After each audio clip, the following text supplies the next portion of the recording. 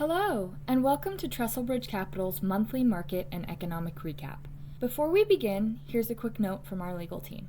Today's discussion is hosted by Eric Jefferson, managing partner of TrestleBridge Capital, as he breaks down this month's key market updates. Let's get started. Welcome to the TrestleBridge Capital Market and Economic Recap for October 2025. I want to start discussing risk assets. September, historically a challenging period for stocks, despite the poor seasonality there.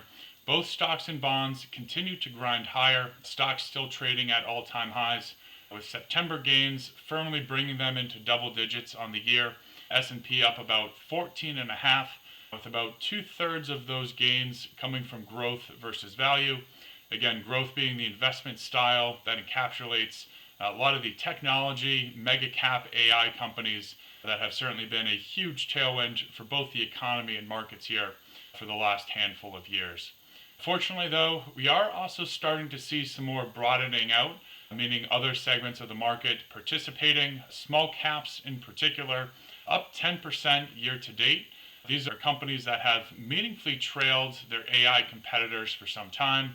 I think a lot of the rationale there is encouragement for continued interest rate cuts. Last month, Federal Reserve cut the benchmark Fed funds rate by 0.25% or 25 basis points.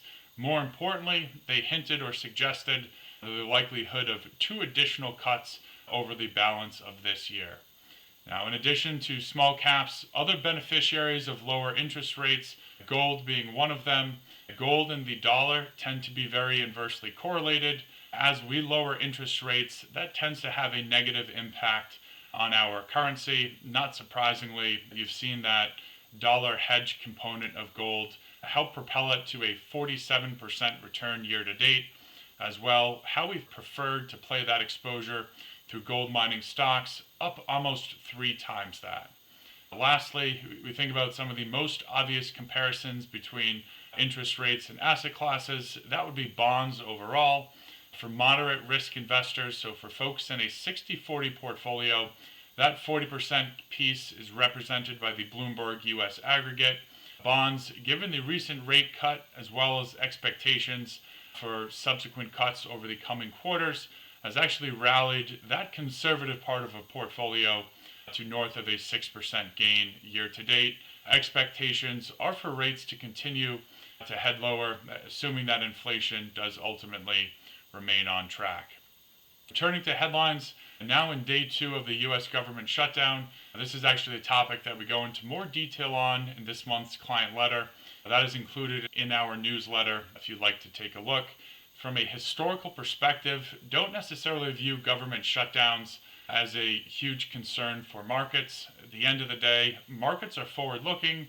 The average government shutdown tends to last a week, week and a half, 2 weeks, with very negligible impacts on the economy overall, especially when you consider furloughed workers receive their back pay, as well essential workers, things like defense and air traffic controllers for anyone that's planning on traveling. Those typically remain in place throughout. Now, certainly if weeks turn into months and even quarters, that's a scenario that would likely weigh on investor sentiment. You'd see that materialize in some concerns over overall growth. But at the end of the day, our economy remains very strong as well. Forecasts are for that continued strength in the quarters ahead. Don't believe, assuming this is resolved in a reasonable period of time, this will likely have a material impact. Now, as we think about the market reactions, if we did see some volatility associated with this, my sense is that as more participants looking to sell as a way to lock in gains as opposed to really hedge the unknown outcome, especially when you think that stocks are up 35% from those post-Liberation Day lows in early April. We have been on a very strong run here. That being said, overall conditions do remain very favorable. I would therefore be surprised if we did have some volatility that ultimately wasn't bought up as we get a little further into the end of the year.